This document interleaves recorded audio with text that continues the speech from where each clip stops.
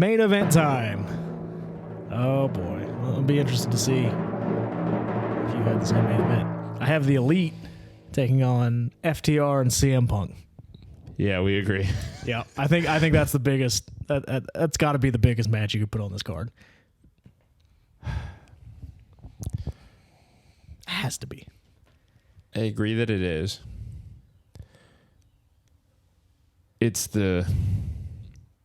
going to take a lot of work to get there. It's going to take so much work. I mean, and we're not even talking just the writing a storyline, presenting a television product. We are talking fences need to be mended. Olive branches need to be extended.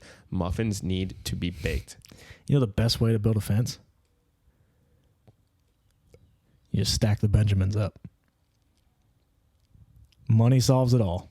I like that. It solves it all. The answer to all your problems, it's money. Pay these guys, put them in a room, get everything out in the open, tell them to shut up, man up, let's go make some money. I don't know. Jericho's been kind of hinting on Twitter that he might not work with just anybody. That's fine. I'm not worried about Jericho. You see where Jericho is on my card? Yeah, that's true. Jericho's not bringing in the type of money that this match would bring in. Yeah, I mean, and I said this a few episodes ago. Again, if I am the Elite, if I'm going to trust you with my life out there in front of 80, 90,000 people, we got to talk about how we ended up here. I think Punk would do it. I don't think he's that. I mean, he is that spiteful of a guy, but I don't think he would go out there and intentionally hurt somebody. I don't think that's with how he's kind of been messed with in the past and how he's worked hurt and how he's gotten hurt and then got pushed to go back out there hurt. I don't think he would do that. Do you? Do you think he would go stoop to that level? No, absolutely not. Like I'm not saying anything like that, but I do think that, I mean, when you think about that show that night, how it went from great main event to, I mean, and I normally do not watch press conferences, but I didn't watch that one. Yeah, then I saw it. I turned this on. It's like, what are you doing? Yeah, he got caught up in the moment. He said something stupid. Again, sit everybody down, put them in a room, man up, shut up, let's go make money. But I have the Elite going over, by the way. I don't know who wins that. I don't know who wins that match. I think that's yet. the only condition the Elite do the match. Probably. I mean, it just is Kenny Omega pinning CM Punk in the middle of the ring. It's just so. What's the best way to earn that trust back? True. Hey, I'll do the job.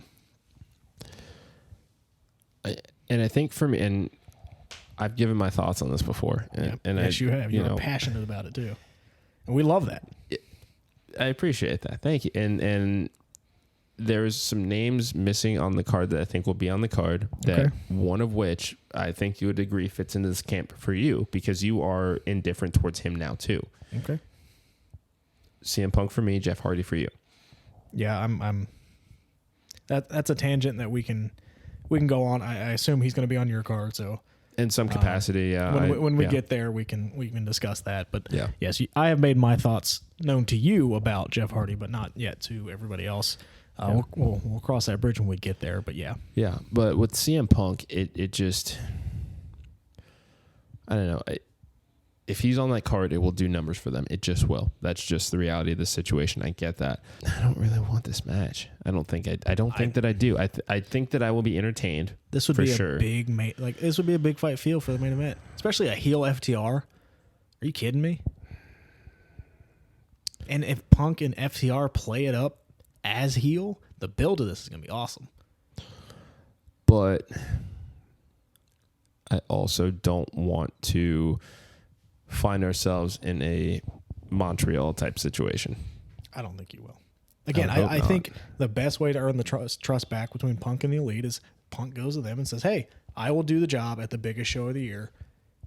I just want to wrestle. Because that's everything Dax and Cash are saying is he misses wrestling. So come back, do the job, and then you get to wrestle.